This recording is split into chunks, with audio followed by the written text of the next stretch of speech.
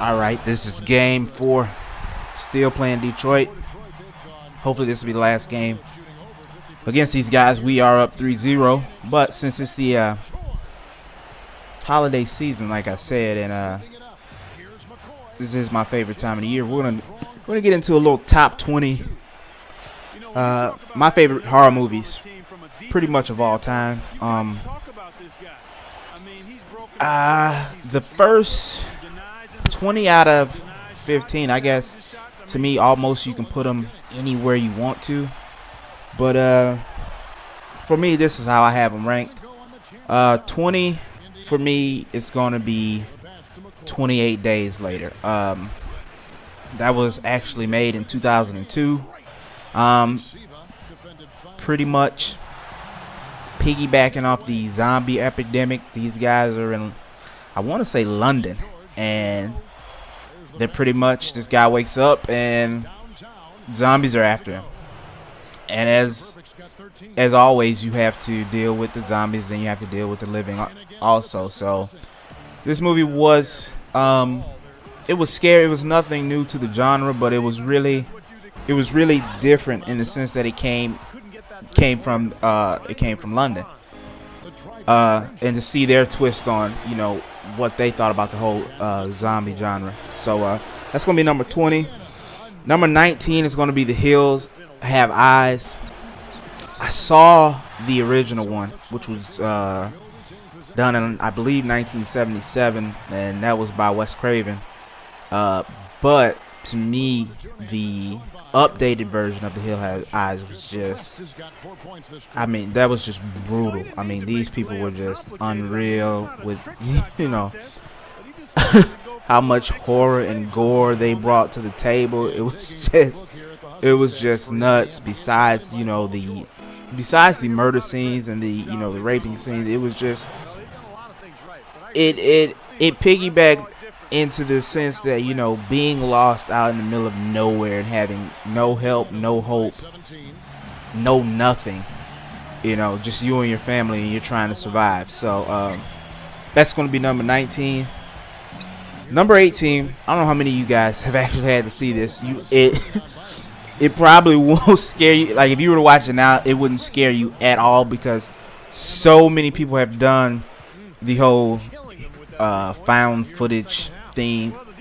But back in 1999, yeah, way back then in 1999, there was a little movie called The Blair Witch Project, and it was pretty much about 3 people going out into the woods trying to find the quote-unquote Blair Witch. And they had this awesome internet, I mean, it was ingenious at the time, and it was being pushed that this was a real film, and everybody thought this was actual found footage film, that these people had really went out there and got murdered.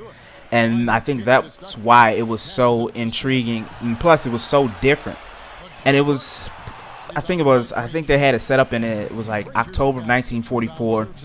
3 student filmmakers, they disappeared into the Burkittsville, Maryland, while shooting their documentary. A year later, their found footage was found, and this is how they pushed the film. And I mean, for 3 people and a camera to be able to put this together the way that they did, I thought this movie was pretty much terrifying. Because living out in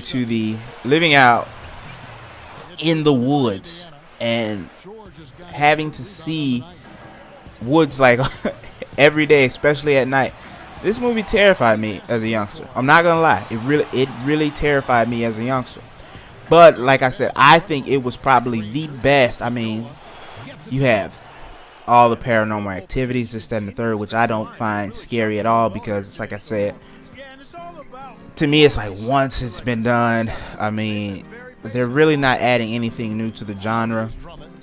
Almost in the same sense that until The Walking Dead came out, the TV show, I don't think too many zombie movies had really added too much to the genre, except for the remake of Day of the Dead, when they had the zombies like actually sprinting and running after you. So the Blair Witch Project for me is going to come in at number 18. Number 17 is going to be Aliens. That was I think that was done in 1986 by James Cameron, and I mean,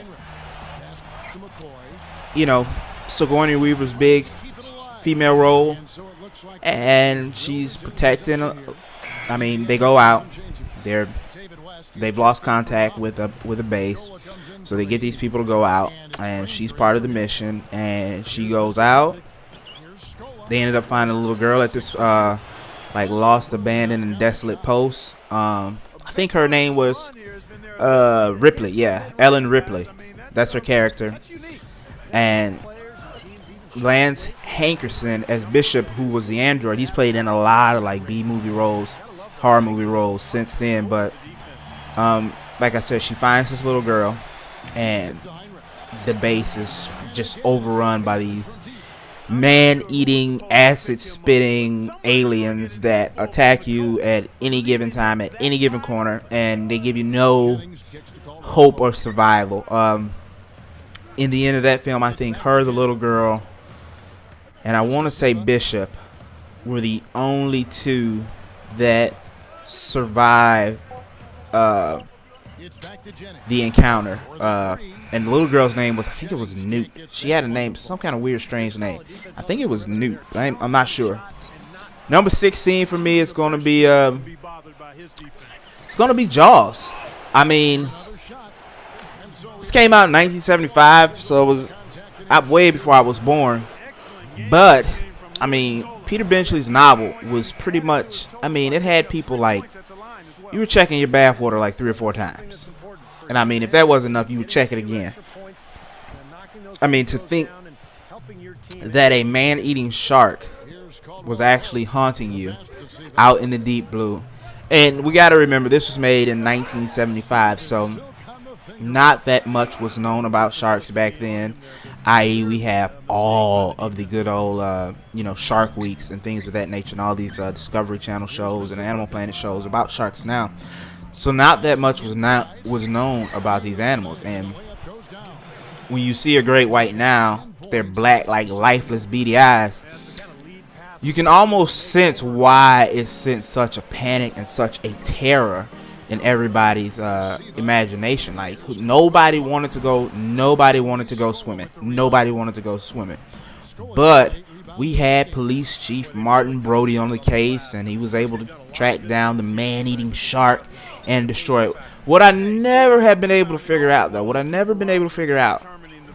is that how and why, and how, besides, I think it was Jaws' Revenge, which was like either the 4th or 5th one in the installment, that Jaws kept coming. Every time they would kill Jaws, he would be like destroyed. Like, I mean, his whole body would be blown up into bits and pieces, but he would come back with a couple scratches, and he'd be no worse for the wear.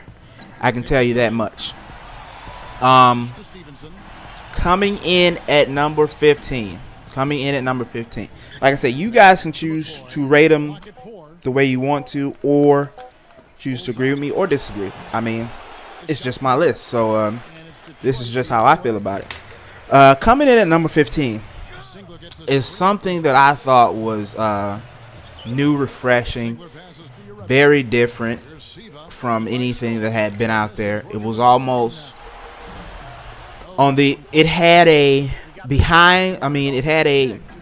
Hills Have Eyes quality and almost an Aliens quality also to it. And that is the movie Descent. Now, Descent was made in 2006, and it pretty much shows an all-female cast, which is kind of awesome, where you don't have to, you're thinking, okay, this dude is going to make it, this chick might make it because he's going to save this chick, or this dude is going to make it because he's going to save her because they have something going on. This was like an all-female cast, and it was pretty much awesome. Sarah, who has the main role, and her friend Juno are like, I want to say triathlons, but I mean, they're like just athletes, They do freaking, whitewater rafting, climbing, all that good stuff. And Sarah has an accident going home one day, which kills her husband, and she ends up, you know, going into the hospital and kind of, she's not the same person, and who can imagine? I mean, her husband, as they were driving down the road, gets impaled by like a piece of copper. So I mean, she's not going to be the same. She's not going to be the same person. This leads to her friend Juno, who comes out and finds out who was actually having an affair with Sarah's husband. She gets them a cabin out in the woods, and I want to say it was in Tennessee. I believe it was in Tennessee. Correct me if I'm wrong, but I believe it was in Tennessee. And they go cave exploring, I guess, if that's what you want to call it. And they explore and they find something that they don't want to find initially, and that's these humans who look like they have been. That's why I say it's a cross between the hills have eyes. Man, say that. But they look like they're just mutants. I mean, they've become almost like blind bats. They go off of echolocation and noise and sounds. That's how they find their prey. And they start to terrorize these young women, who I believe it's 6 or 7 of them that go down there. And they start picking them off one by one by one. Sarah ends up, her and Juno end up being the only 2 girls left in a scene where when they first encounter these monsters,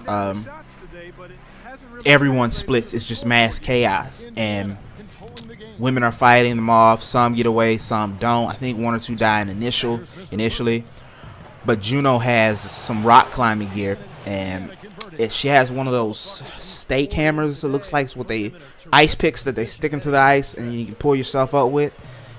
And she kills one of them, and she assumes that there's another one behind her. And I mean, it's pitch black dark, so I didn't get mad at her for doing what she did, but it's pitch black dark, and she just turns around in the neck, and I mean, she impales her friend, and her friend's just, you know, dying from her, you know, choking on her blood at this point in time, and she ends up dying. But Sarah finds her friend later, and her friend tells her, "Hey, Juno did this to me." So in the end, these 2 ladies are the only 2 that are left, and they're fighting these things off. And Sarah confronts Juno, tells her, you know, in so many words that she knows, because she has the girl's necklace that she was wearing. And she ends up, she doesn't kill Juno. What she did is worse than any fate imaginable. What she does is she freaking takes one of the spikes and she stabs Juno in the leg and just leaves her there to die. And I mean, it was just pretty much, I mean, if you had saw how they were eating people like hyenas, just ripping you open and eating you while you were still alive. You know, so they weren't killing you and then devouring you. That's how they were eating you. And it was pretty much disturbing to see her do that, because it was like premeditated, that she was like, I'm not going to kill you. I'm going to let them kill you. I'm just going to leave you down here. And that's how the movie ends. Sarah ends up escaping. Juno's fate is unknown until everyone knows. If you haven't seen, there's a Descent Part 2. I'm not going to let that information out. I'm not going to tell you what happens there. I'll let you guys find that out by yourself. Or you can find out if that's still on my list. That is my top 6. So like I always say, guys, if you don't sub, give me a like, please. I'll holla.